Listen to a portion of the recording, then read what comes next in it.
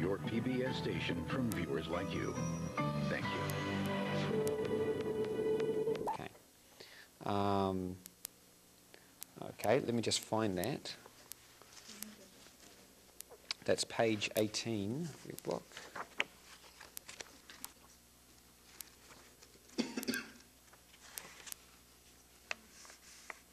Okay. Number 6. Okay, so number 6 was this equation here. Is this the one, Michelle? Yes. There. It's 2x5. 3, 2, x4 plus x5 is equal to 1. Okay, let me just see if I can focus in a bit on that. Doesn't look so clear. Whoop, that's not any better. Oh. Yeah, that's about as good. Let me zoom in a bit. Okay, maybe that's about as good as I can get. Okay, yep. And can you tell me what the question was again? Hit the mic, please. And so, yep. Just how you want us to write the answer. The book and kind of what you were showing on the lecture were a little different, so. Yep. Okay. What I'm looking for here, actually, this is already in row-reduced echelon form. So, okay, what I'd look for here is, so you would, let me just go through the process. Okay, so typically you would set up, step number 1 is to do the augmented matrix, and then that's going to be 1 minus 7 for this is x1, x2, x3, x4, x5, and then over here is b. So you put down the coefficients, 1 minus 7, 0, 0, 1, 3, 0, 0, 1, 0, minus 2, 2, 0, 0, 0, 1, 1, 1. Okay. If you have a look at it, it's already, then the next step would be to go into row-reduced echelon form. And because it's a stair step, the leading numbers are 1. These are the pivot variables. And with each pivot variable, it's 0. There's only that number in that column. Then I know it's in row-reduced echelon form. Okay. So I'm already there. Okay. I know I'm going a little bit back from the question you're asking, but I just want to be kind of comprehensive about that. Okay. So then step number 3, okay, is then writing down the solution. And then the approach that I take to writing down the solution, which may be a little bit different from the book, but what I'm trying to do is be very consistent so that every time you need to solve a system of equations like this, you do the same thing. That's what I'm trying to do. So, because what can happen in this class is you get 15 different ways of doing really the same thing. It gets very confusing. So what I'm going to try to do is make sure that you do one thing once and then that's it. Okay. So what I do, the way I suggest to do it is you go through and identify the variables that are associated with each row, and then you write it down. So that would be x1, 1 lot of x1 minus 7 lots of x2 plus 1 lot of x5 is equal to 3. Okay. Then down here, this one here becomes x3 minus 2x5 equals 2. And then down here is x4 plus x5 is equal to 1. Then what I suggest is the next process is I take all my leading variables and I keep them on my left-hand side and I put everything else on the other side. Now what I can do here is these here, there, and there, these are free variables because they're not the leading ones. So what you're going to do is down here you've got a leading variable of x1, here you've got a leading one of x3, and here you've got one of x4. What I usually do is put a column here for numbers and then your free variables here. So then I will have the free variable is going to be an x2 column and an x5 column, just so I keep everything nice and ordered and neat. Okay, so my numbers, so for x1 I now just rearrange it, so x1 is the subject, everything else is on the other side. So the number, it's got the number 3 there, okay, and then minus 7x2 goes on the other side, so it becomes plus 7x2, and then the 5 goes on the other side, becomes minus x5 like that. Okay. Then the x3, the number is 2, how many lot, and then the only other thing that goes over is plus x5, so that means 0 lots of x2. Okay. And then down here with x4, the number is 1. And then the only other thing that goes on the other side is minus x5 and 0 x2 lots. Okay. And then once I've got it into this form, what I recognize then is I'm looking down here, I've got x1, x3, and x4, but I want the vector x that has 5 variables in it, x1, x2, x3, x4, x5. So what I'm going to have to do down here then is in these equations here, I'm going to have to introduce variables in between. Okay. And so what happens with x2, x2 equals just x2, so I put it there, and that means 0 there and 0 x5 there, and x5 just equals x5. That means 0 lots of those and 0 lots of x2. Now what I can do is I look here, I have everything in its nice rows and columns. So I come down and I write 3, 0, 2, 1, 0 plus 7x2, right, and I take that as a row column, sorry, as a column in a column like that. 7x2, and I'm kind of being a bit long-winded about this, primarily because I just want to kind of be very pedantic about it so that, because this can get very confusing in different situations. Yeah, that helps a lot. So just if I just keep going through, then minus x5 plus 0x5 plus 2x5 minus x5 plus x5 like that. Okay, and then what I do is, hold on, I'll try to come up here. Well, this vector is going to stay the same. There's not going to be any problem there. That's going to be 3, 0, 2, 1, 0. Here you've got a common factor of x2, so you pull it out the front, plus x2, and then I'm left with 7, 1, 0, 0, 0. And then here I have a common factor of x5, so I pull it out the front, and I have minus 1, 0, 2, minus 1, plus 1. Okay. Now, you're saying that that's not the answer in the back of the book? They do it. I don't know if you want to see. And I'm almost finished, but one thing I've got to do is say the x2 and the x5, because they're free variables, they could be anything.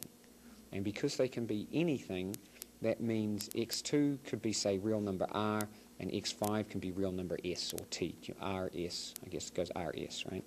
So I'd replace that with r and s just to eliminate this variable thing up here. And so then the answer is x is equal to this plus r times this plus s times this, where r and s are a member of the real numbers. Now, let's have a look. So there's an answer in the book you said for that one? It's Oh, for a no? different one. They just format them. They don't separate them out into the vectors Oh, they leave it like this? Okay. And I didn't know if that's okay. Oh, okay, I get you. Actually, okay, so, okay, sorry, I misunderstood the question, but, okay, but, okay, so the question is then, should I leave my answer like this, or should I leave my answer in the form where it's vector plus r times another vector plus s times another vector? Mm-hmm. Okay, and the answer to that is this answer here is equivalent to this answer here. The problem is with this answer here is that later on we'll be doing much more working with this form of solution.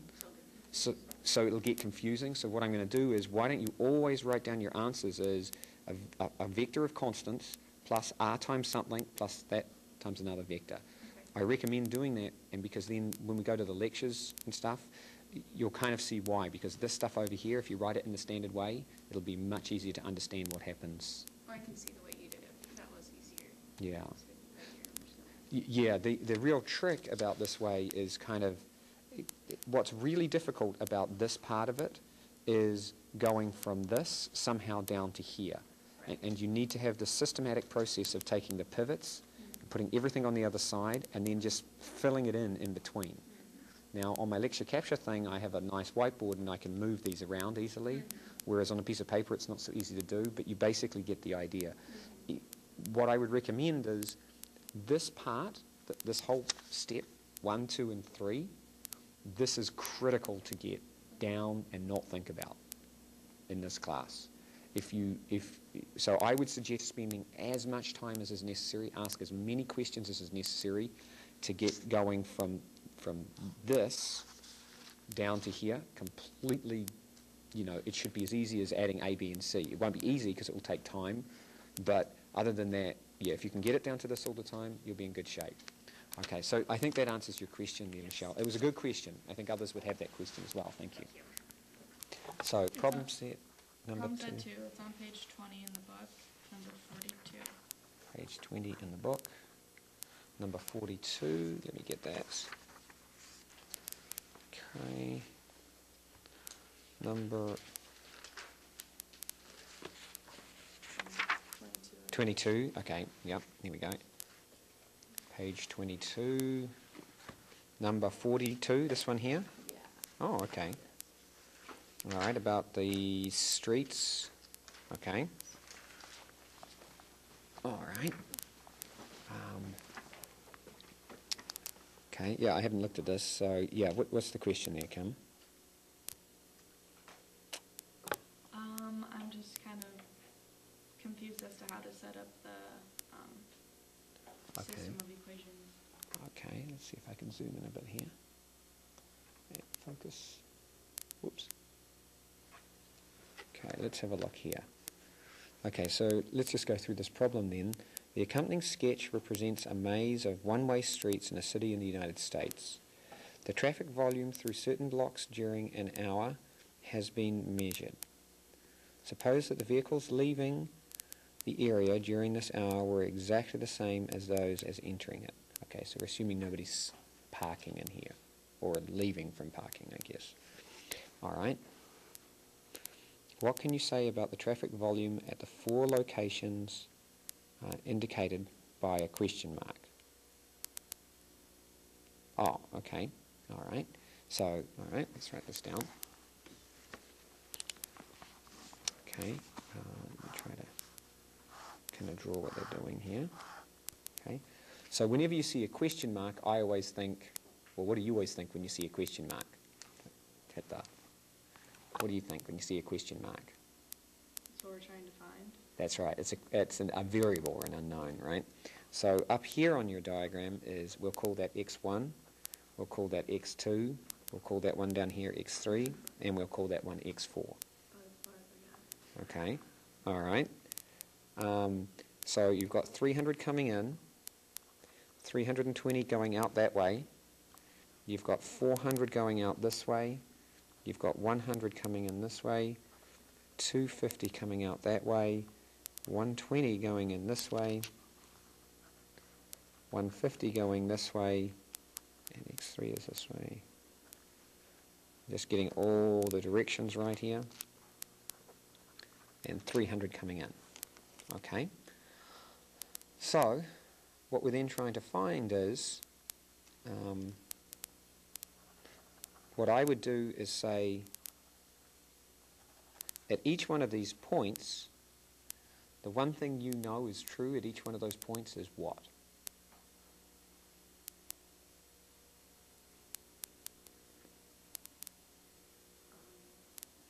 Let me ask you a different question. Okay?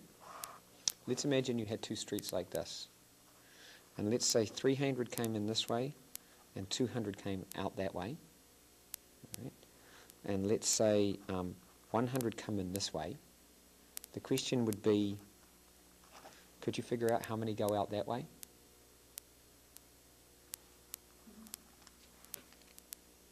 What would you do here to figure out that, for example? Let's call that x.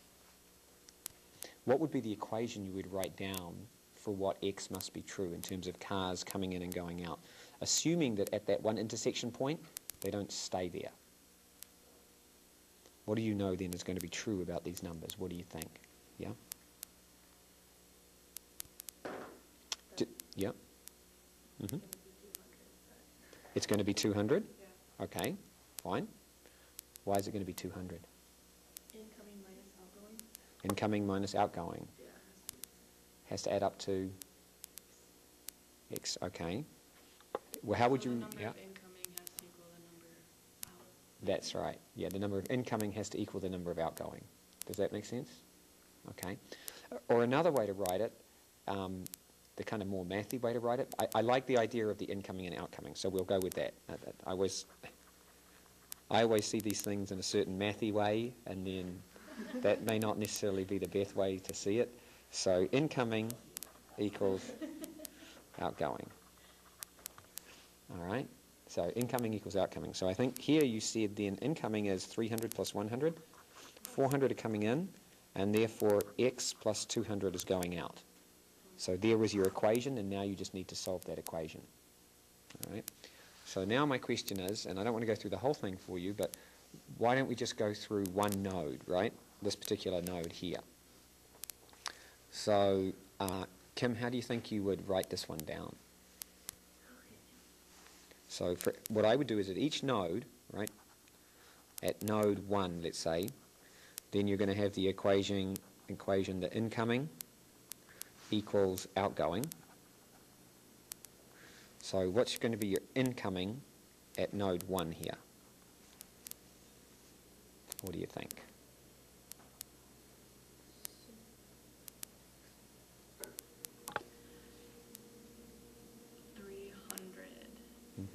Is your incoming? Any more incoming? X of 1. X. Yep.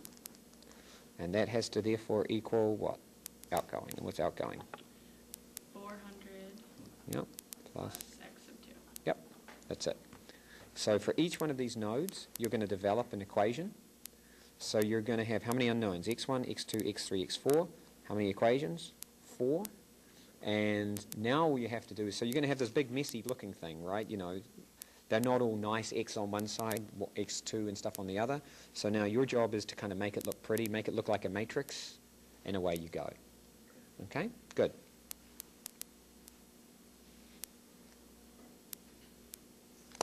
So, whoopsie daisy. So this is page, I need to zoom out a bit here. Page 6 of the book. Number, was it 24, Michelle? Yes. Okay, so let's have a look at this one. Okay, that's kind of down here. On your next trip to Switzerland, you should take the scenic boat ride from Rheinfall to Rhino and back. The trip downstream from Rheinfall to Rhino takes 20 minutes, and the return trip takes 40 minutes. Okay. The distance between them is 8 kilometers. How fast does the boat travel relative to the water, and how fast does the river Rhine flow in this area? You may assume both speeds to be constant throughout the journey. Okay. So I guess the way to think about this then is, let's think how you want to do this. So from Rheinfall to Rhino. Notice how the words always start with the Rhine, because in Germany apparently the way they name their cities is based on the river, which actually doesn't make such a, is probably, you know, O may mean up and fall may mean down. So up Rhine, down Rhine type of thing. Kind of makes sense.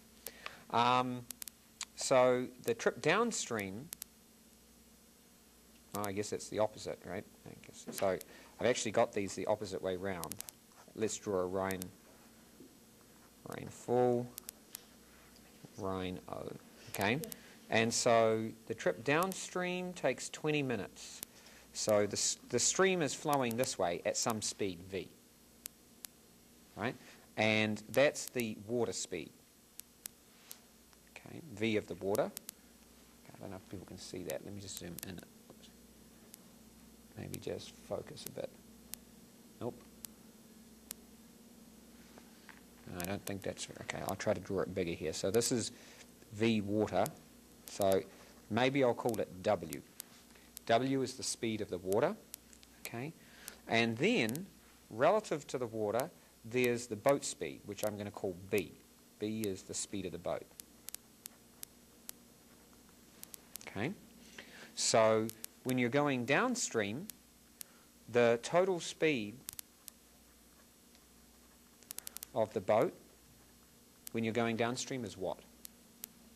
Relative to the ground. The boat is traveling at speed, let's say the boat is traveling at 10 meters a second relative to the water, and the water is traveling at 20 meters a second relative to the bank. So relative to the bank, how fast are you moving? We'll go through an example of this. The boat speed, let's say, is 10 meters a second, and the water is going at 20 meters a second. So this is the water, the speed of the water relative to the bank, and this is the speed of the boat relative to the water. So my question is, what's the speed of the boat relative to the bank? Put it in a different way. Okay? I just got the boat and went. Okay. All right. So here's a different question.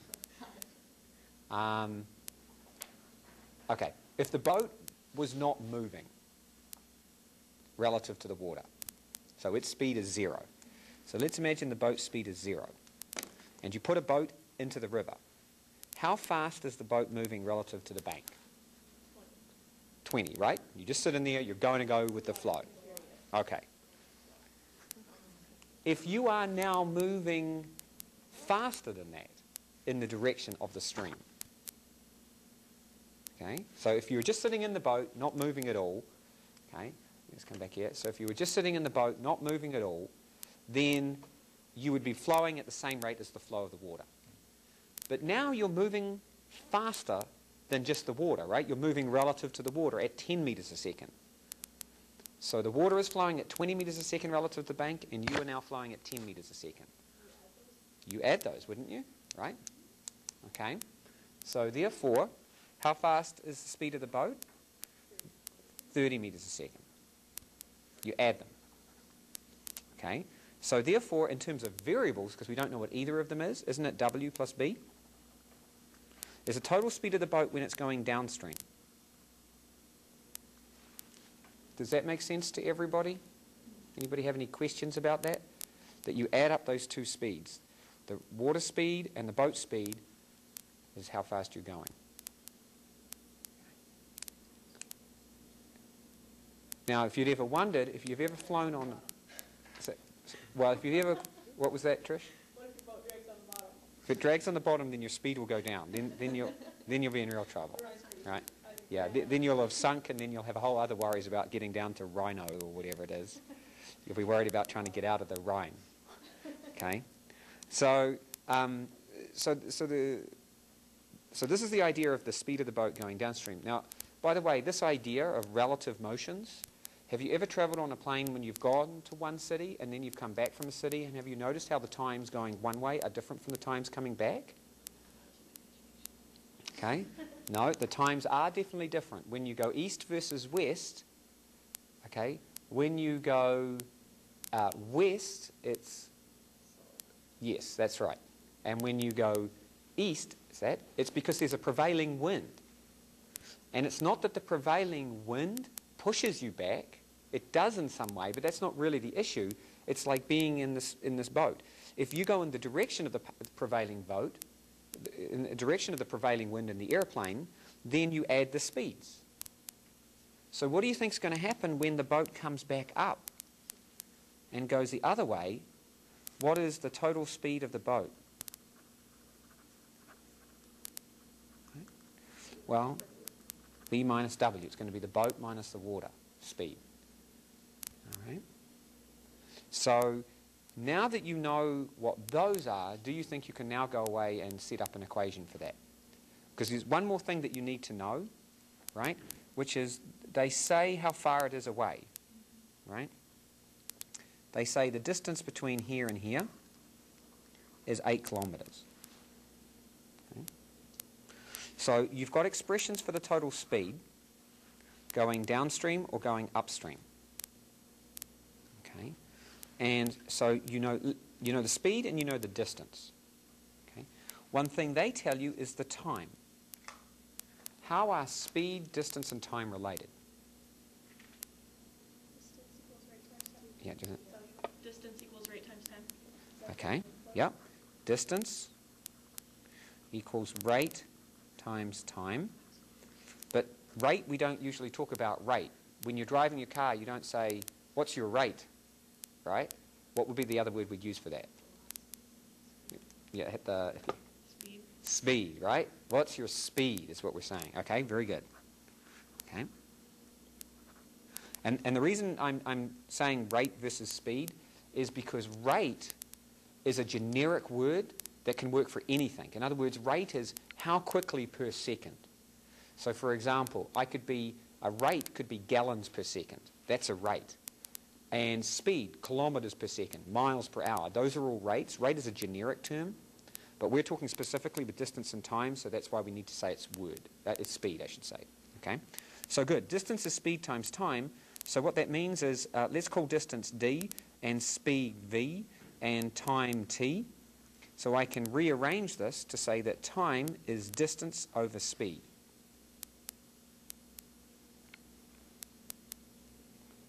Or actually, it doesn't really matter. I can leave it either which way. Okay. So what happens then, if you look at this problem, right, you know the total speed of the boat downstream. So you just look at this. Do I know, let's go to downstream. Whoopsie daisy. Getting off the screen here. So now let's look at the downstream scenario. Okay, so in the downstream, what do you know? Do you know the distance? It's 8 kilometers, right? You know the distance going downstream. What else do you know going downstream? You know the total boat speed going downstream is W plus B. What else do you know about going downstream from this problem?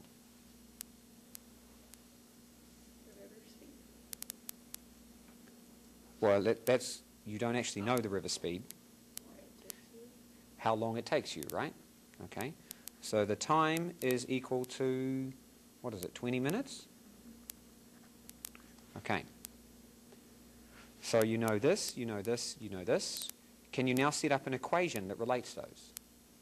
Well, there it is, right? Distance is speed times time. So distance is 8 equals the speed, W plus B, and the time is 20. That's one equation. Okay. Now I'll leave it up to you to go through, that was the downstream. You can set up the upstream equation. Then you'll have 2 equations, 2 unknowns, and now you can solve it. Okay? Does that answer? Kim, that was your question, wasn't it? Okay. All right. There you go.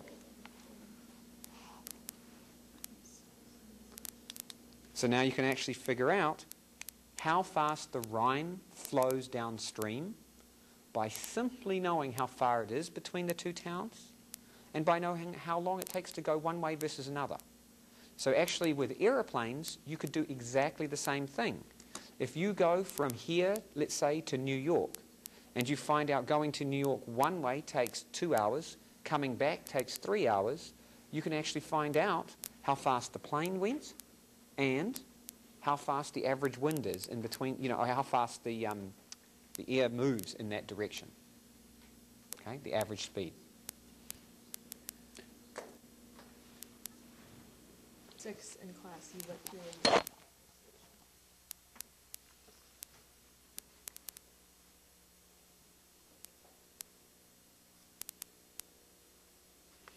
Okay, so the question is, this was problem number 4 and problem set number 2, is that correct? Yeah. And it was number 1 on page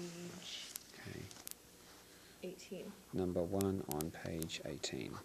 Okay, so let's just have a quick look. And so, okay, so here's my question for you, Trish. Is these are the same equations or different? Yeah, they're the same thing. Yeah. It's just when I did it last night, I went through and Yeah. I got the matrix, the reduced row echelon form. Mm-hmm. And then I tried to figure out what the actual decimals were that would make that true. Okay. Here's the issue for me that It was I'm a lot having. of work. Well, that's what I'm, because you see, I think you've got down here, and this is your same RF, right? Right. And then you've got x1 minus 10x3 is that. You then make this the first, then this one the second. Okay. Now, my suggestion would be to probably do these if you can underneath each other, like I did this morning. You know what I mean? Okay. Like, do you Yeah. have a pencil Yeah. there? I Oh, have okay, that. you pen. Okay. Yeah, try to do them underneath, because when you when you see them underneath each other, it's easier to go to here. However works for you is fine. Okay. It just, because what happens is you get more variables, it sometimes gets even harder. And then you put it down here, and then this looks fine to me. This is exactly what you want to do. Okay. So you don't want the numbers. Well, the question is, for me, is this I get, and I agree with this. Where my question is because you did the same, you had the same equations to start off with. How did you solve I solved, for x3? 'Cause yeah, and then substituted in for each other. I just did a lot of stuff. I think what happened is somehow you solve for x3 when x3 is not solvable because it's any real number. Okay. Do you know what I mean? But these work.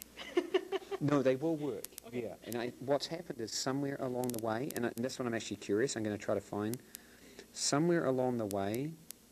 Okay, so I get that's what x3 is. Yep, I solved for x3 in all of them, and I figured if this equals x3 and that is x3, then those have to be equal to each other. Okay, and then you say how x1 is related to x2. But then, and then...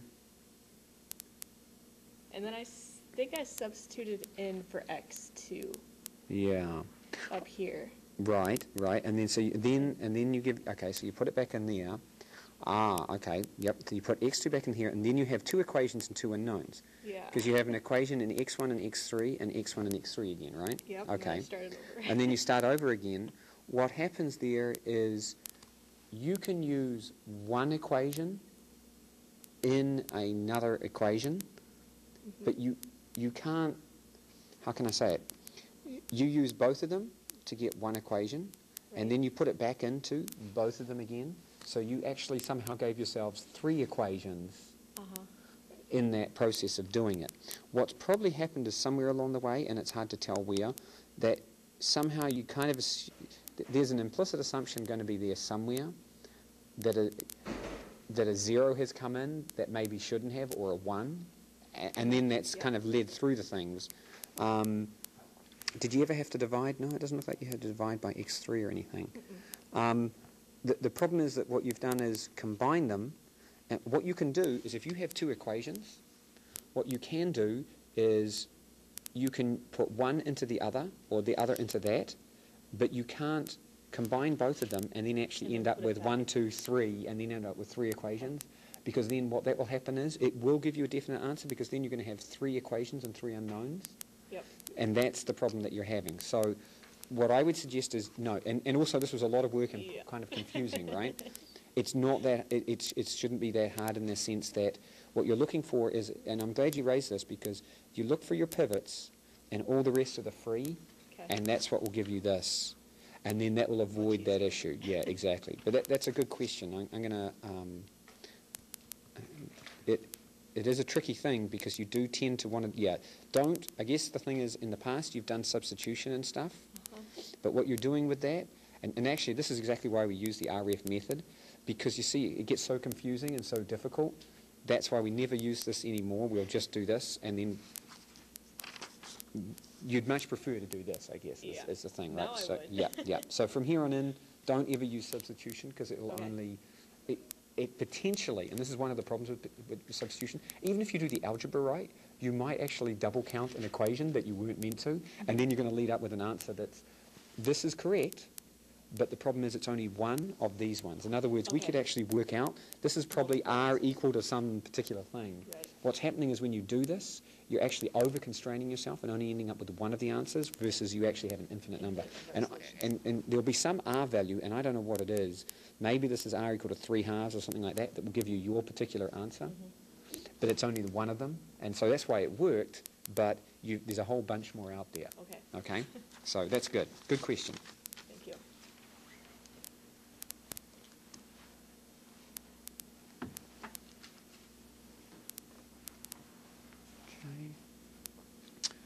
Michelle, you doing all right out there? Yes, I'm doing fine. Okay, good. Rick, how you doing? Good, just going through some of the videos for 6 and 7 here. Oh, okay. Rick, do you have your, hold on a second here.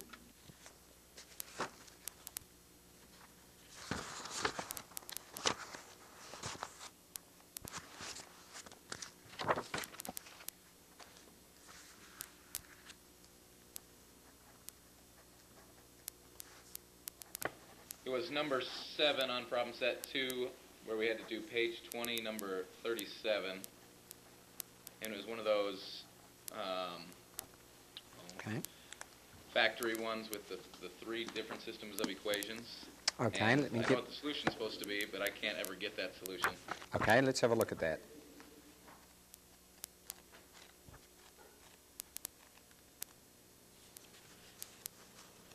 Okay. Excuse me. Oh. Page 20. Oh, this is the one, this one here with the industries? Yep. Okay. All right. So I'm going to go through this problem number 7 on problem set 2, page 20, number 37. It's the one dealing with the industries. Let me just check that other people are, how they're going. Oh, Dawn, that sounds better. You can hear me okay? Yeah, I'm good. Dawn, can I just ask you a quick question? Rick, I'll get back to you in a sec. Why does it keep doing that? Do you know? I don't know. I'm talking to the tech guy about it, and he thinks he has the answer, but I'll make sure that everything's good before I hang up. Okay. All right. Thanks, Dawn. Thank you. Okay. I'm just going to go through a problem with Rick right now. Okay. And Michelle is... Okay.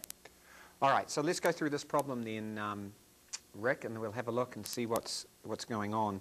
I think the main issue here is setting it up. So what we want to make sure is, do we have the equation set up right? Okay. So let's have a look here. I'll have a look at my answers and see what we have. The 6. And I kind of understand the setup. Like, I don't remember what question it was, but there was one with just 2 systems earlier, and I completely understood that one. I cannot figure out what I'm doing with this one with 3. Okay, so let's have a look at your equation here, and we'll get everybody to look at that. Okay, so let's have a look. X1 minus 0.2, 0.33. I agree with the first equation.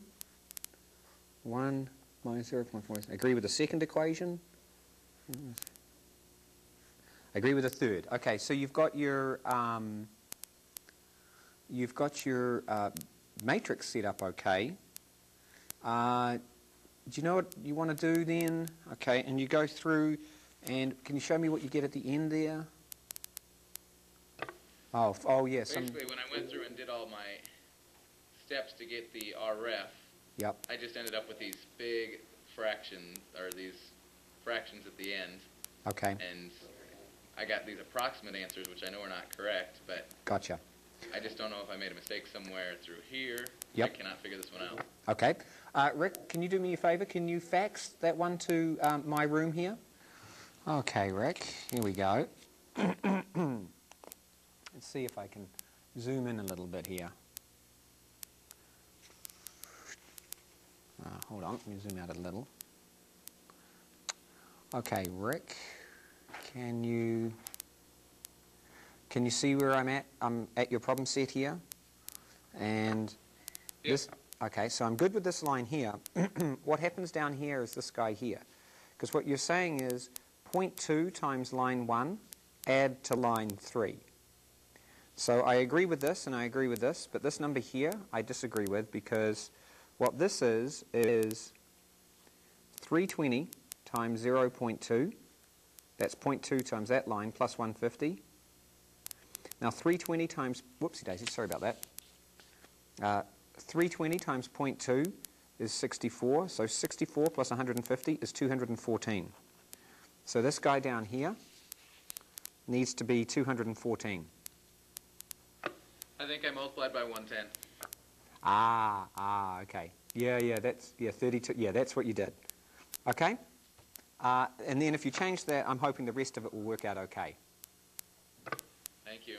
All right. I'm going to get something together and show people a way you can check some of this stuff on the internet. And let me just get that set up, and then that will also help with problems like this, because it will enable you to kind of figure out maybe where you went wrong. All right? So let me work on that for a second here. What I want to show everybody now is kind of one thing you can do when you're doing your homework sets to help check your answers. So this is actually pretty useful, that if you're going through and you're doing these, basically you've got your augmented matrix, and what you want to do is figure out what your RF is. Now, this is not a tool that I'm suggesting you do first. This is one you do after you've done your calculations and you just want to see that everything worked. What you can do is go online and check your answer online, and it'll even help you to see where maybe you made a mistake. So the idea of this particular thing is to kind of help you see where you had problems and not. Okay, so is everybody here with me? We've got Michelle. Okay, good. And Rick. Yeah, good. Okay. And Dawn. Okay, you're there with me. Okay. So now what I'm going to do is go to, where am I going to go? The computer. Okay. So here is my computer screen. So I go to Google, and what you can do is type in algebra, or linear algebra, I should say. Linear, algebra, and then Toolkit. Linear Algebra Toolkit. Okay. And if you go to the Linear Algebra Toolkit, can people see that? It's not the best screen. It's kind of hard to see. But what I've typed in here in Google is the Linear Algebra Toolkit. And so then you go to it. And then you get to this Linear Algebra Toolkit main page. And the thing that's most interesting is transforming a matrix to reduced row echelon form. That's RREF. That's that whole operation. So we click on this, okay? And so then what you can do, and Rick will go through the problem that you were having, okay? And so what we'll do is, Rick had this particular problem. Let's go to this overhead. Here. Here was Rick's system of equations. And then what he did is he can put it into a matrix, an augmented matrix. That's that step there. So what you can do here is, if you look at this augmented matrix, right, here's your A and here's your B. And you see that your A is a 3 by 3 matrix, and you see the B has just got 3 components to it. So if you look at your whole augmented matrix, it's got 3 rows and it's got 4 columns. 1, 2, 3, 4 columns. So what you can do in this toolkit, it says the number of rows. Well, in this case we had 3 rows. The number of columns was 4. Okay, does that make sense to everybody so far? Okay, so you submit the number of rows and columns, and then what it does is it provides you the number of rows and columns in box form, so you can come along here now and put in your numbers. And so you see here the number is 1, what is that, minus 0.2, minus 0.3, 320,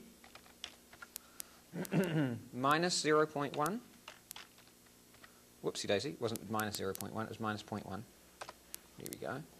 Minus 0.1, 1, minus 0.4, 1, minus 0.4, 90, and down here minus 0.2, minus 0.5, 1 and 150. Okay, so there you have your, whoops, oh, I'm sorry. Oh, yell at me when you're not seeing something that I'm not doing. I'm sorry. So what you did is when I put it, actually, I don't think everybody got to see what I just did. Oh, this is weird. This is not centered on the... that's odd. I don't know why it's not centered on the computer screen exactly, but nonetheless, what happens is it comes back and asks you for the number of rows and columns. And so what you do is go through and enter it into here, and then you say submit. Oh, don't worry about this. I don't know what that is. Error. Oh, okay. Actually, that's why it wouldn't work on this one. All right, so you'll see here that make sure all the entries are integers or fractions. Decimal points are not allowed. So actually, in that particular one, we can't actually put in decimals. That's right. If you take everything and you multiply it by 10, then it will actually still give you the right answer, because taking an augmented matrix and multiplying every element by 10 doesn't change anything. Okay, because why it doesn't change anything, just so you can see this, if you have your augmented matrix is AX equal to B, Now, if you just multiply this side by 10 and this side by 10, you get 10ax equals 10b. It doesn't change your x at all. So you can actually multiply, as long as you multiply everything through by 10, it won't make any difference. So if we now go back to our computer, okay, so if I multiply everything here by 10, so it's 10, and that would be minus 2, and that would be minus 3, and that would be 3,200, and that would be minus 1, and that would be 10, and that would be minus 4, and that would be 900, and that would be minus 2, and that would be minus 5, and that would be 10, and that would be 1500. Now there's no decimals. I can submit it. And what it goes through, I don't know if you can see here, but it goes through, let me just shrink this page a little bit, all of the various row operations that the computer did to figure out your answers. If you can see that going through there. And finally coming up with your answer down here. Okay? So what I would suggest is you can use this as a tool to check what's going on. What I really like about this is the fact that it actually takes you through all the various steps and it keeps the fractions there for you. Okay? Of all the ones that I've seen, I mean, probably on your calculator you can do some of this, but what's really nice about this is it allows you to really look at where you maybe have made a mistake. Now the deal is, this does it its own way. You know how you get choices? I can do this or I can do this. This particular process, I think, follows what the book does and what I suggest the most closely. In other words, it always tries to get, you see here how it's got like 49 over 5? What it will try to do is make that 49 over 5 into a 1 straight away before it deals below. In other words, this process here follows exactly what I've been teaching you how to do these problems. You see, there are kind of quick ways that you can do things that I haven't been teaching you. I've been teaching you more of a systematic approach. And part of the reason is for that is because when you come to things like that, that are systematic, it makes it very easy to see where maybe you've made a mistake. Okay? Now, in the test, you're not going to have access to this. So my advice is don't rely on it. But what I would do is say, this is a way you can check your answers to see if you've got them right or not. And these are particularly helpful. And let's just go back. Like, for example, when you want to invert matrices, right? So if you want to do a matrix inversion, you know, like you've got the matrix, 3, 2, 1, 1, right? And you want to find its inverse. The way you find its inverse is by setting this equal to I2, right? So that's 3, 2, 1, 1, and then you set up an augmented matrix like this. What's really nice about this is you can come in here and basically check that you've got your answer. Because I often found that when I do these things, I often make mistakes with these guys. Somehow there's like double the chance of making a mistake because of these extra columns. So what you can do is, let's say I'm trying to find out what x is, and I have to take this and I have to find the row-reduced echelon form of this augmented matrix. Then what I can do is I can come back to the computer and say, well, okay, it has, well, let's go back, sorry a bit. How many rows do I have? I have 2 rows. And how many columns do I have? 4 columns. Okay. 2 rows, 4 columns. I come back to the computer. Number of rows is 2. Number of columns is 4. I submit it. I come in here. I go 3, 2, 1, 0.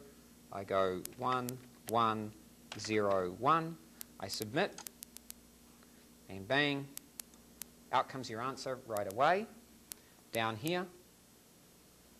Okay, and I can go back to the overhead.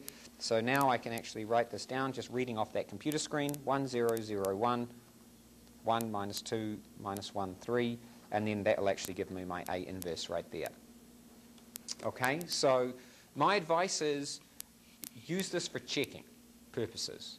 And then that way you can figure out where you've made a mistake. And I think, Rick, for yourself, something like that would have been really helpful, right?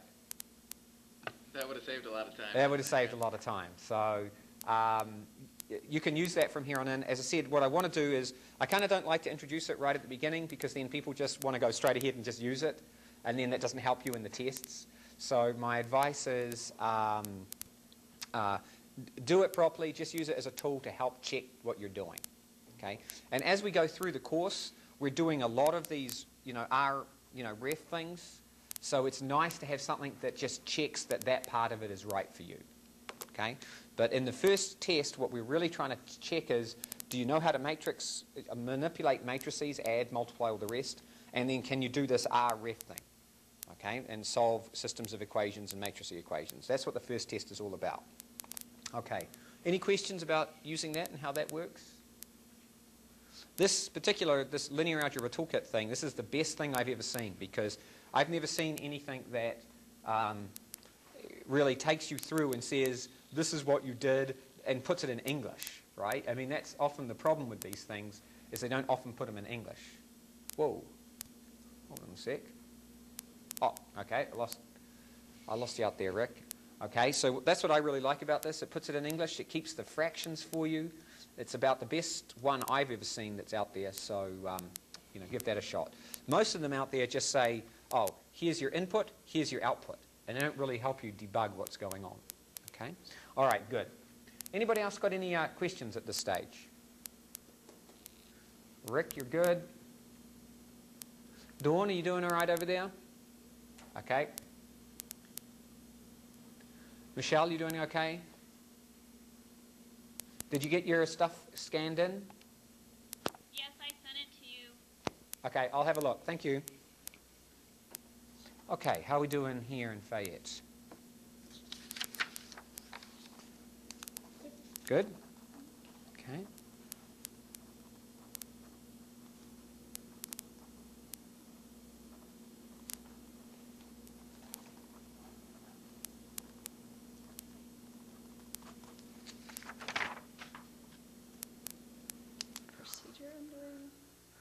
Okay, so this is problem set number 3, number 1, 4. Is that correct? Okay. Let me just have a look and see what that problem is.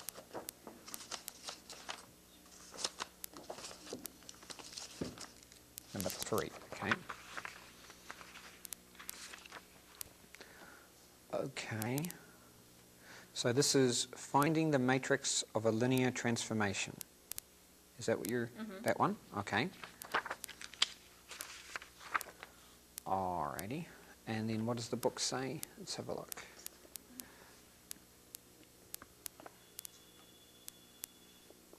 This one here? Yeah. Okay. Find the matrix of the linear transformation. Oh, okay. Alright, so what the matrix is then is, you would simply write this as AX.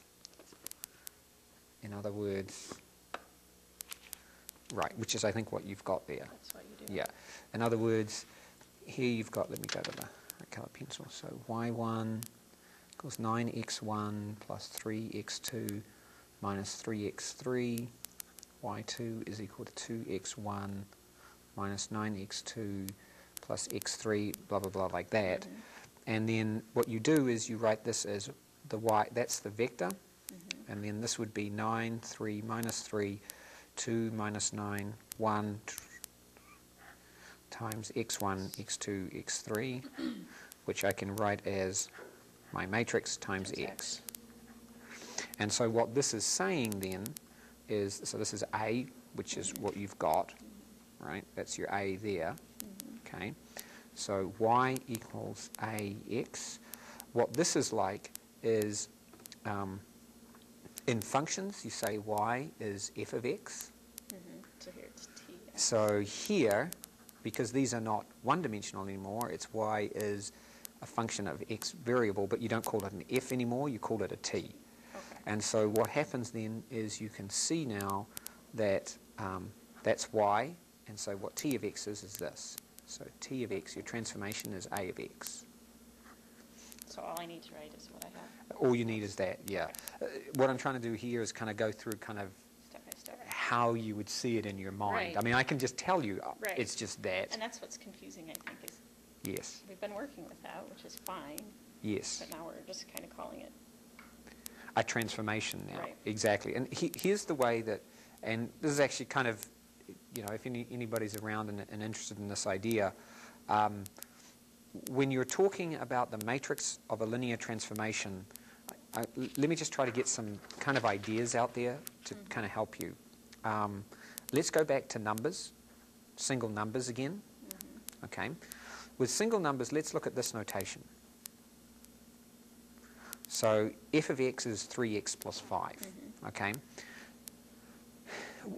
This is commonly what we'd write down, and typically most people would think that what this means is this function is 3x plus 5.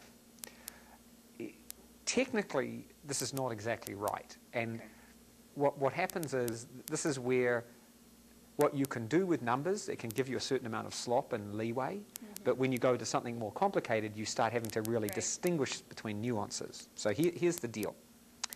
What this is the following. What you do is you think of this as, here's the real number input, and here's your real number output. Okay? You give me an x input, right? And then what happens is the function acts and gives you another number output. And what that other number output is f of x. So what I'm saying is x is a number, and f of x is also a number, but it's the output number, and this is the input number. Okay. So, It's a domain and range. right, but these are specific values you put in, and f of x is the specific value that comes out. Okay. All right. The only then the only thing is this here is just simply the rule for how you calculate what this output is. In other words, technically, f of x is not really equal to 3x plus 5. So that's what number? What it is f of x is equal to whatever that number was that came out when you put x in. Okay. What this says is that how you calculate what that number is you do 3x plus 5. So you could almost think about this as being the word f of x equals the way you calculate it is 3x plus 5. But you really shouldn't think of it like that. You should think of x input, f of x is the output number. Okay. And then what this says is the way you calculate it is 3x plus 5. Okay. All right? Now, with that, you can now actually see with vectors how this works. Because with vectors, right, you have x input, right? And then this is the domain space. And then you have the range space, the stuff that it goes to. Okay, so you have, this is my input vector. And under the transformation, then this goes to, I don't know, some output vector that comes out over here. And this output vector over here is what I call t of x. So what I'm trying to do is show you the analogy between here. So here you have x is a vector input, and t of x is your vector output. Okay, just like f of x and just like x. Now, then you can also write down that t of x equals a of x, like that. Whoopsie, don't need that. But what this is saying the way you calculate it is taking a matrix and multiplying it by x. It's not actually what t of x is. T of x is just the vector. You give me vector in, 1, 2, 3, and then whatever the vector is that comes out, 1, 5, 7. That's what t of x is, just in the same way f of x is here. What this t of x equals to a times x, that's how you calculate it, just like here how you calculate it. Yeah, okay. Hopefully that makes then your original question a little bit more clear, because what's happening here is when you write down, y is equal to a of x, like this is what you originally had, a set of equations, and then you come down to this. What this is really saying is y really is t of x.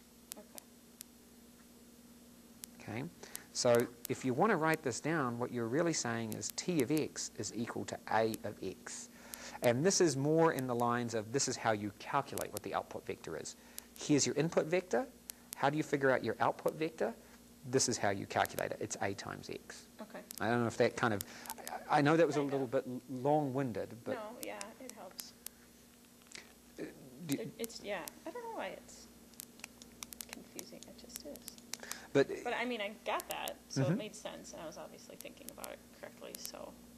yeah, as I said, the way to think about it is that this is a calculation identity saying that t of x is a times this, and A times X, and that's my A. yeah, and there's your, and so then this is the matrix that represents what that transformation is. Okay.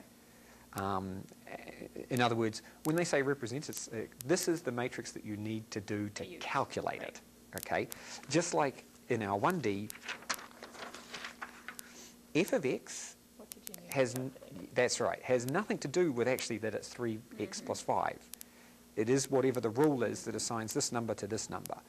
The way you happen to do that for any number is 3x this, plus 5. you know, and Okay. that's the analogy there. Okay. Okay. So the next one was 6, and it asked, is this transformation linear? And I said no. Oh, okay, good. I'm not sure why. Okay, so let's go through this. This is problem set number 3, and it's asking page 50, number 6. And it's got a transformation, t of x1, x2. So here's your input vector. That's x, right? And what this notation is saying is, and I don't really like this notation, but it's saying t acting on this, So it could just be t of x. You could t just of call it x, yes, like that, okay? It's saying that t of x, and yet again, the statement in your book, this one down here, t of x is really saying this is how you calculate it, Okay. okay? So this is t of x is given by, you take x1 times this vector, 1, 2, 3, plus x2 times this vector, 4, 5, 6. So could you just go 1, 2, 3, 4, 5, 6, x? Is that Right. the Well, same thing? is I it mean, the same? doesn't Well, answer my question really, but no, that's fine, but that's a good question, right? So, okay, so Michelle has asked, is this the same as this? Okay. So what I would do here when you have a question like that is, it's a good question, go through the steps of algebra to see if you can answer that. So what I would do here is the following. In other words, what this has said is, here's my calculation rule. Okay? X is my input, and remember x here is a two-dimensional x1, x2. If you put in a certain x, you get out this. So what I would do is just carry on calculating. So this is actually 1 times x1, 2 times x1, 3 times x1, plus 4 times x2, 5 times x2, 6 times x2. Right? Which is 1x1 plus 4x2, 2x1 plus 5x2, 3x1 plus 6x2. Okay? And so now the question is, that you had asked, is does this equal 1, 4, 2, 5, 3, 6 times x1, x2? So now you can answer that question. All I'm trying to say is that it's a guess, and it probably will work. Let's see if it actually does. Well, let's have a look over here. So this is 1x1 plus 4x2, 2x1, x1 plus 5x2. Well, you can see that that is working, okay? okay. So to answer your question, yes, okay. That, yes, this is 1, 4, 2, 5, 3, 6 times x. So here you have t of x is equal to that, okay? And this is ax, like that. And there's your matrix that tells you how to calculate your output. Here's your output. Here's your input vector. And is it a linear transformation? It is linear because it can be represented as a matrix times a vector. So the only way it wouldn't be linear is if you had something like t times something, something, something, if you had a free variable? Well, yeah, let me come back to that in a second. Let me just, I have to answer the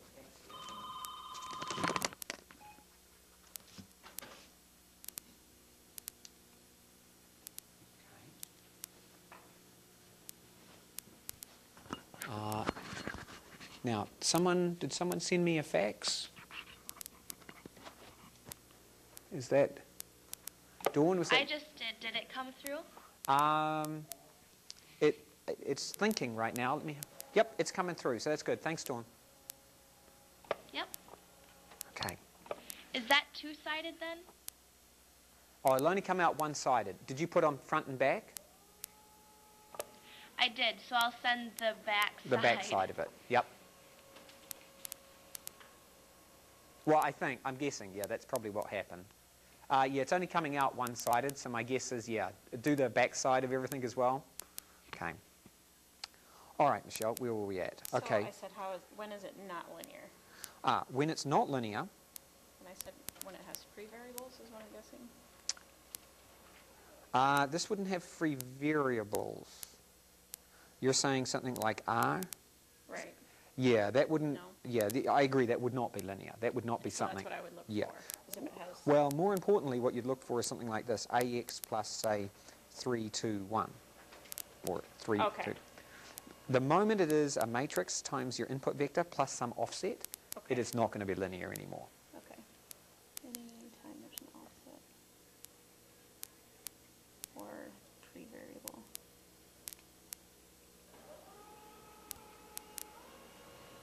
Not linear. Okay. And I think that's sort of what I was thinking there, but when I wrote it out, I didn't see that. Let me show you, Michelle, you asked a very good question, is when is a function or a transformation not linear? Right, that's really one of the questions you're asking. And it's like, well, okay, what do I mean by linear? Okay, with single numbers, what does linear mean? Linear means, now, this is where in single numbers, we actually are using misnomers. Okay, linear means f of ax equals a of f of x, and then f of a plus b equals f of a plus f of b. Okay. Okay. In 1D numbers, the function has to go through the origin. No, that doesn't look like it. So in 1D, it has to be f of x has to be through the origin to be linear. Okay. Now, that's not normally what we call linear. What we call linear in 1D is maybe f of x equals, say, 3x plus 2, right? And we think of this as a linear function. But let me show you, the way we define what a linear function is it has to satisfy these two properties. Okay? So let's just have a look at this function here, which in math we normally call a linear function. Why? Because that's to the power of 1. As long as it's the first degree, we're okay. So let's have a look. Now that's beeping at me. Hold on a sec. It might be saying it's out of paper. Yep. No paper. All right. Hold on a second.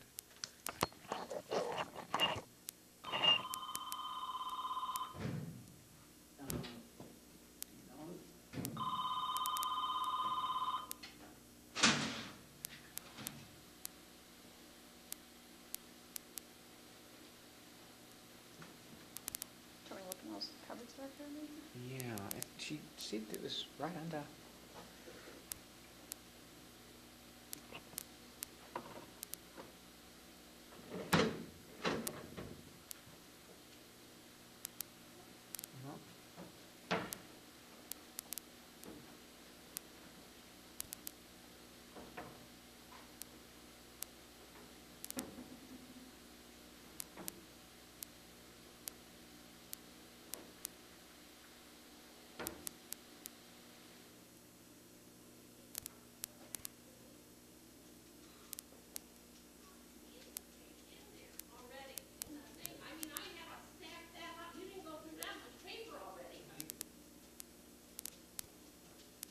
I don't know, what was ever, I mean, it's empty now.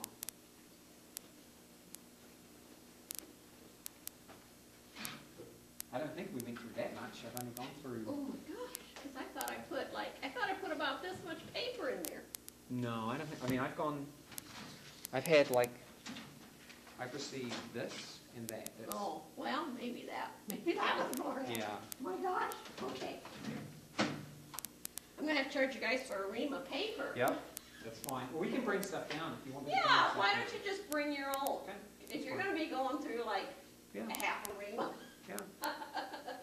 We've got lots of work to do.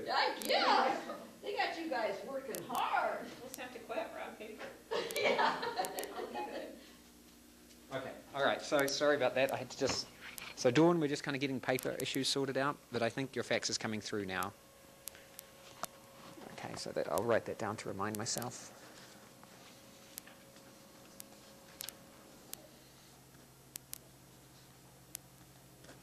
Okay. Okay, so let's have a look at this function here is what we'd normally call a linear function with numbers. Okay, let's see if it satisfies these properties. So f of ax is 3 times ax plus 2, which is equal to, if I pull the a out the front, I get a 3x and then plus 2. But you see, I can't write this down as a times 3x plus 2. That's not equal to that. It's not linear. So it's actually not linear in the way that in this class we call linear. Okay. Okay, in other words, and the reality of it is that what's right is this class's definition of linear. Okay. What's wrong is elementary algebra's definition of linear. Okay. Okay, because linear really does mean That. you has these two properties that if you put an a in there, it comes out the front, or if you do a plus b, you can do the individual ones and then do it afterwards. Okay. And so what that actually means is, and this is just awkward because I don't know how to say to you, Quit thinking. quit thinking that, because that's what everybody gets taught. But the reality is that's not what linear really means. Linear is pretty mathematically clear. It means this. So then the question is, if I'm telling you that 3x plus 1 is no longer a linear function, what are linear functions with just numbers? Okay? So then an equation to the first degree has no name. We just It's a say it's first... a line. No, it's a first degree polynomial. Okay. Okay? So really what this is P1 of x. It's a polynomial of no more than first degree. Okay, now I have to answer that fax. Okay, that's coming on through. All right. Okay, so yeah, the way I would call this function is it's a polynomial of degree 1 or less. Okay. That's what that guy is. All right. So the question then is, in 1D, you know, functions of single variables, what is a linear function? Well, a linear function is only goes through the origin, because you see, if f of x equals 3x, let's see that it satisfies these properties. So f of ax equals 3ax, which is a 3x, which is a f of x. That satisfies the first property. Then f of a plus b is equal to 3 times a plus b, which is 3a plus 3b. And f of a plus f of b. Okay? So, yeah, this is kind of what makes a little bit of this class awkward, is that the notation and the language you have been using is actually technically not correct. Okay. Okay? So it's not helpful to think of a linear equation the way I did. It isn't. Because you think of it, it's close. Linear equations that go through the origin, you're good. Okay. Ones that don't, you're not So good. anything offset, again, which is... Anything offset is not linear. And that's why when you ask me the question, t of x, when I write it down as a of x, that to me is linear. Now let me show you how I look at this in 1D. I see f of x equal ax. Oh, no, not like that. Where this is just a number, like 5 or 7. So you can see how You can rewrite it. you can rewrite everything as just going into vectors. Okay? And so then how would this function not be linear? The moment I add an offset to it. Okay. How would this vector equation not be linear? The moment I add something to it like that. I think that's what was confusing me here, because I was thinking it was another... I was thinking like this was b, ax plus b, but that's not right. Right, okay, so yeah, let me just That is go not through. the offset. Yeah. It's just another variable.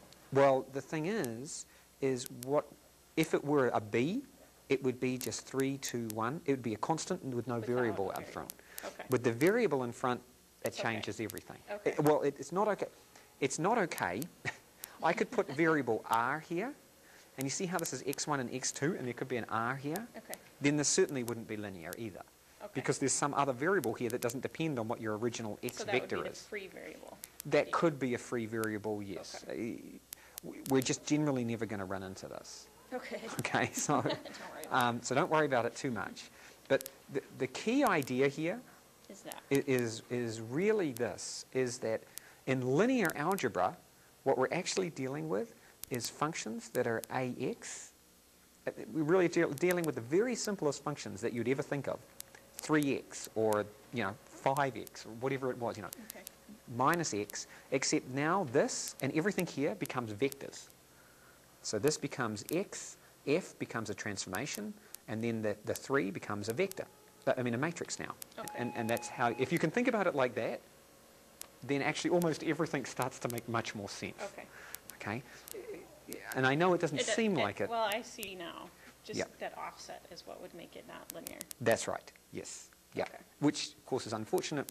And so, one of the things I would always say is you've always got to be careful about what your textbooks, your math textbooks at high school are going to tell you. Mm-hmm.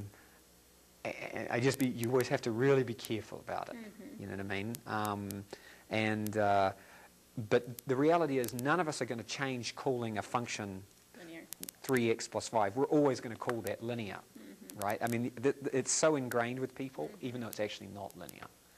And the only... So then I guess if you run into a thing where that's linear, then you'd have to Yes. make them rethink about it. Yes, yeah. It's only here when you get to matrices, but this is the whole point of this, which is now you're actually starting to really understand more about single numbers by looking at something a little bit more complicated. Mm-hmm. Okay? So I don't know if that explains some of think those so. ideas. I Okay. think it helped. It Good. definitely helped. Okay. Then I went on to...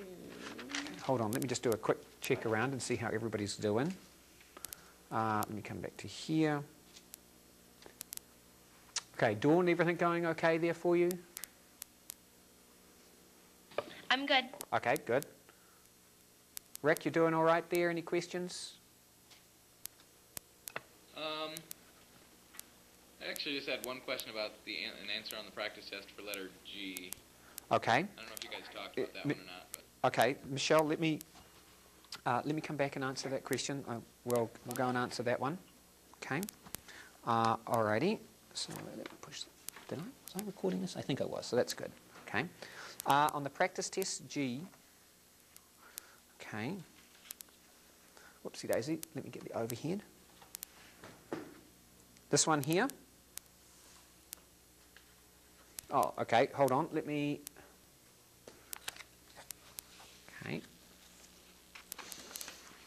G is minus 1, 2, minus 4, 1, 2, Oh, okay, good question, Rick. Okay, so, yeah, everybody can see this one. So this is for question G, that when you do m dot p, the m and the p, they're not transformed, right? Like m, if m was a column vector times a row vector, then you could kind of multiply this out and it would all work. But m dot p says, I don't care whether you're a row vector or a column vector. You just simply multiply the first two components together, the second two, the third two, and then add them up. In other words, okay, I have this, whoopsie daisy, wrong thing. Sorry, there we go.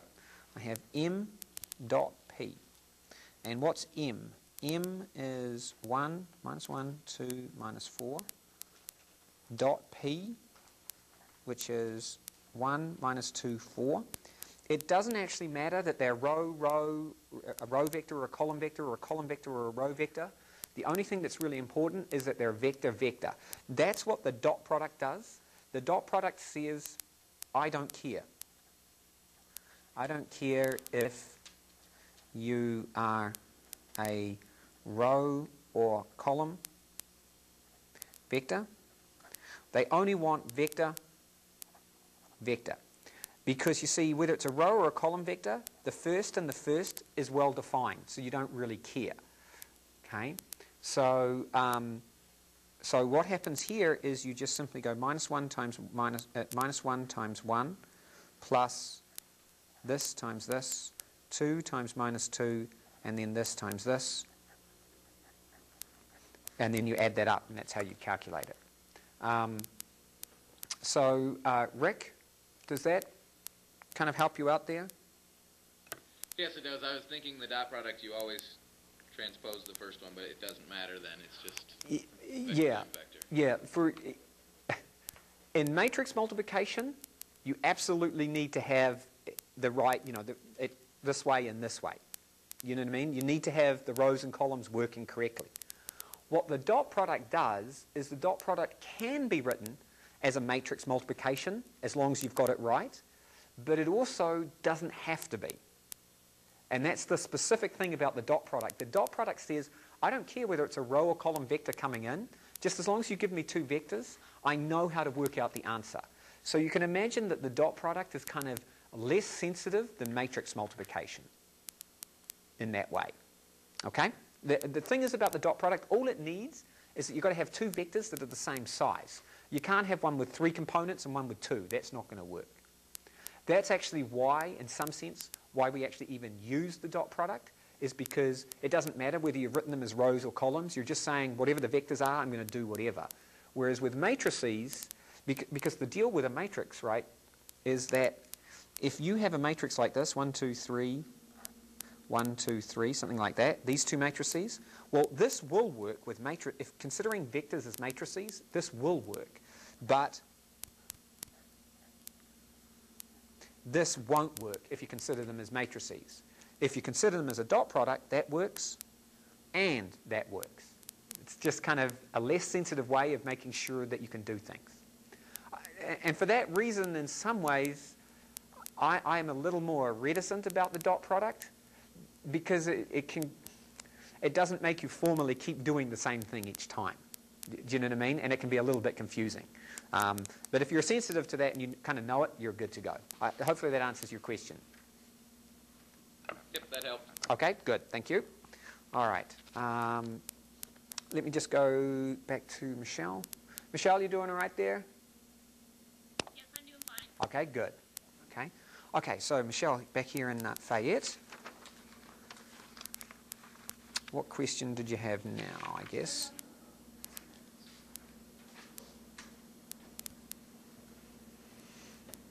What was that? 42. I think those were fine. Page 50, 42.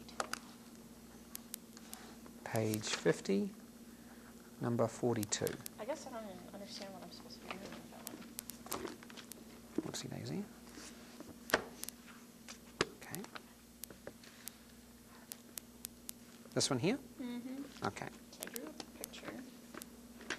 Let me try to zoom in here. Okay. When you represent a three-dimensional object graphically in the plane, on paper, the blackboard or a computer screen, you have to transform the spatial coordinates x1, x2, x3. Oh, okay, so every point in real space has 3 numbers to it. Okay.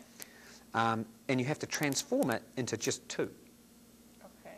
Okay, so, all right, good. This is a good question. So, how can I do this? Let me see if I can do it this way. So, let's imagine we've set up coordinate systems, right? Here's the x direction, here's the y direction, and my head is going to be the z. Okay? So, let's say that microphone over there. Okay? That microphone over there is a point. Okay. And so I can draw a vector. It's going, I don't know, 2 feet in this direction, in the x1 direction, 3 feet in the x2 direction, and maybe minus 1 foot in the z direction. So I would represent that microphone over there by x is equal, what do we say, 2, 3, minus 1? Mm-hmm. That's what that microphone would be. But now, if someone were to come along and view this room on a computer screen, which actually everybody is actually doing who's not in this room, they are now viewing, for example now, right? When they're looking at this computer screen, This is what they're seeing, right? And let's say there's the microphone over there, okay? Actually, I think that's that one over there, so we'll just say that it's that one there. Okay, good. Yeah, I'm pointing to the right direction. Let's say that this is the vector for that microphone. Okay. The reality is, we look at the screen and we think of the screen as being three-dimensional, but it's not really. It's actually two-dimensional. Where is that microphone on the screen? Well, and I don't know how to do this. If this were just an X and Y. If this were just an X and a Y, that's X. So you could say like -2, -2. Yeah, hold on. Let me go to this. Let me zoom out. Okay. Yeah. So if this were X and this were Y, this is kind of as good as I can do, I think, for this. So here's an X and a Y. The microphone, when we originally had it, this microphone would be something like -3, -2. That would be the Y position of it. Okay, so let's go back to the overhead and zoom in. So its Y position would be something like -3, -2. Okay. So somehow you need to be able to, when you have a three-dimensional room and you want to put it onto a screen, you have to know how to go from here to here. So therefore, we're assuming there's a transformation that will do that. And this is exactly how computer games work, right? You know, in a computer game, in a 3D computer game, how you have, you know, there's a tank over there about to blow you up or something, right? And so you run forward. Well, the reality is, it looks like you're in 3D, but really, you're only on a 2D screen. And so what they have to do in the computer is they say, hey, this is the position of the tank. Okay, how do I draw that in terms of an XY coordinate? What pixel gets illuminated on my screen? They have to figure out what this transformation is. Okay. And then as you move, this transformation changes. Because as you get further into the room or further out from the room, how this position of the tank relative to its coordinates changes on the screen. Okay. This is what this is about. Okay. Okay. So I think that was your first question, Yep. which is what is Yeah, I didn't even- yeah. what is it even asking me, right? So I think that was the first question. Okay.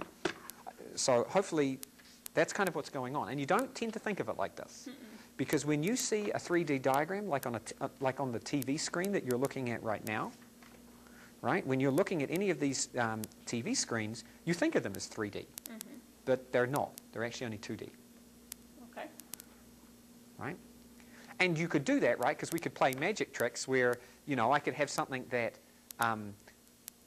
I could do a magic trick where I could take maybe a photo of you and shrink it down, and then I could put it on this TV screen, and it would look like that we could actually, how can I say this? It could look like we could actually be the same size and go through each other, except because it's 2D, we're actually not. If I change the size of you and then put it on the screen, nobody would know the difference of that. Because it would look like you were either closer to the camera or further away from the camera. Yet in reality, you're smaller and closer or bigger and further away. That's why there's pictures, people like stand by next to something that's tall, but they're actually farther away, so it looks like they're the same height. Yes.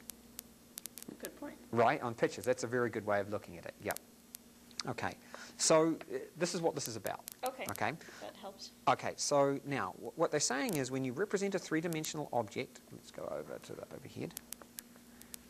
When you represent a three-dimensional object graphically in the plane, you take these coordinates and you've got to put them into X and Y, which is the 2.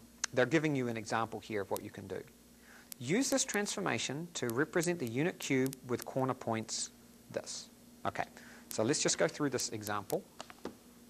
Okay, so they've given you a transformation. Let me get a clearer piece of paper here, maybe. I guess it doesn't. So my T of X is A of X, and the A matrix is -1/2, 1, 0, -1/2, 0, 1 times X. Now X here, by the way, is X1, X2, X3, like that. Okay. Okay, and you notice how this is a 2 by 3 matrix multiplied by a 3 by 1 matrix. You're going to get out a 2 by 1 matrix, which makes sense. You're going to get the XY coordinates out. All right. So here are they've given you the points of the cube. Now, I'm going to try to obviously draw this in 3D of what are the corners of a cube, a unit cube. So I'm going to put 1 here, 1 here, 1 up here, minus 1 back here, minus 1 here, and minus 1 under there. Okay, those are my coordinates. So the points on my cube are, here we go, are 0, 0, so that's 1. X is 1, 0, 0, that's another one. So this is a vector 1, 0, 0, right, that's that going out there. And then another one is 0, 1, 0, so that means 0 in the x1 direction, 1 out in this direction, and none up and down, so that's out to here. This is 0, 1, 0. Yep. Okay, and you can see how all the rest of them, there's this point 0, 0, 1, which would be up here. And then there'll be another one over here, and there'll be another one over here, and then there'll be another one here and another one here, making your cube. So each one of those vectors represents that cube. Okay. Except these are vectors in real space. Okay. Now the question is, you're going to transform those vectors to figure out what it looks like in 2D, x1, x2, how you would draw that cube in 2D to get a perfect perspective. Okay. Okay? What does this part represent, this image in your figure? Why do you want it? Oh, because what they're going to do here is they're going to give you some point out like this vector, and they're going to say, well, when that vector points in this way, what does it look like in 2D? For example, if in 3D, like let's imagine this was my origin right here. Let's imagine I had this vector pointing out over here like this. Okay. If you were to now look at it on that screen over there, what would that thing look like in 2D? In other words, I haven't got... Just trying to think if I had some... Is there anything in here that's kind of a long, like a ruler or something? They don't have rulers. For example, let me show you this vector here. If I had this vector that went from here out to here, okay? Looking at it from the computer screen, here in this room, you can see that this is a vector that has this length and starts here and ends here.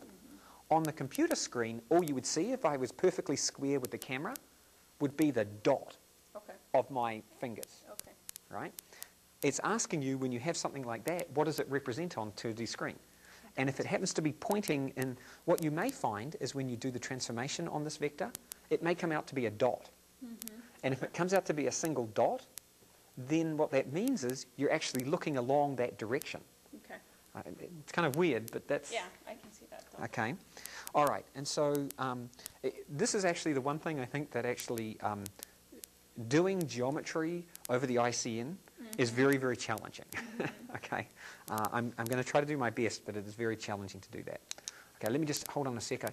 Michelle, do you have a question for us there? No, I'm fine. I'm watching what you're doing. Oh, okay. All right, good. And then everybody's good. Okay, good. Okay. So, all right. So what we're talking about here then is, let me go back to the overhead. Okay. So in this problem then, we've got our cube here in 3D space. We're now trying to figure out if you take a cube, so it's basically you take a box. If I had a box sitting here like this, and then it was to be, you know, if you were to look at it on the computer screen, basically up here, or for folks off screen, what they're looking at right now, okay, what would the xy coordinates of that box be? Okay, well, let's figure it out. So it's just simply the transformation. So what you do is you take the 0 vector. What does the 0 vector transform into? So t of 0, 0, 0. Well, then that is minus 1/2, 1, 0, minus 1/2, 0, 1, 0, 0, 0. Well, we know what that's going to do. That's going to just give you 0, 0. That's easy. So the origin maps to the origin. That's the inside point, okay? Now, let's take another point. Why don't we take this far point up here? In other words, here's my cube. If here's my origin here, what's the diagonal one furthest away in that cube? Okay. That would be 1, 1, 1. Right? That one there. Okay. Okay, so that's going to be minus 1/2, 1, 0, minus 1/2, 0, 1, 1, 1, 1. Okay, so we'll multiply that together. It gives you minus 1/2 plus 1, which is 1/2, and 0. So that gives you 1/2, minus 1/2, 0 and 1. That gives you a half again, right? Okay. So what happens is on my cube, if here's the origin down here, the point over here that's furthest away, the diagonal away in most, what would it look like on a 2D screen, like a television screen? Well, it would go to the point 1/2, 1/2. It would be up here. And what you're going to do is go through and draw all of these on here, and you'll find that when you do that, you'll end up with a cube that looks like this. You should actually see, when you go through and put these points together, that you should actually see a 3D representation of a cube in 2D. Okay. That's what you should see. Okay, that's my hope. I haven't done this problem, but that's basically what you should see. I don't know if my 3D cube looks like a cube. Well, right, that's the trouble is, the real problem is we're drawing in 2D to then look at how it would look in 2D. But what you'll do is, you know how you drew this diagram by hand, and it looks kind of a little bit funky, right? By doing this transformation, you're actually going to see exactly how it should look. Okay. Okay?